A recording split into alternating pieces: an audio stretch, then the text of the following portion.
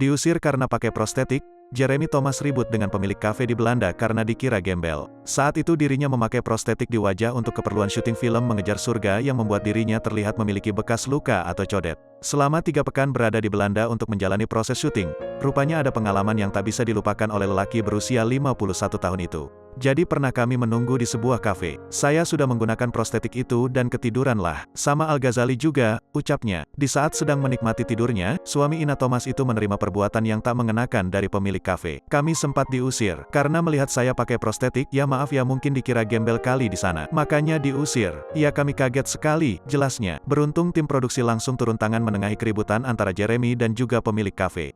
Tim langsung kasih penjelasan bahwa kami semua di situ memang sedang syuting, ungkapnya.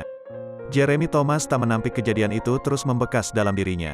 Sebab, hal itu baru pertama kali ia terima selama 29 tahun berkarya di dunia entertainment. Sudah jauh dari keluarga, diusir lagi. Enggak enak banget, ujar Jeremy Thomas.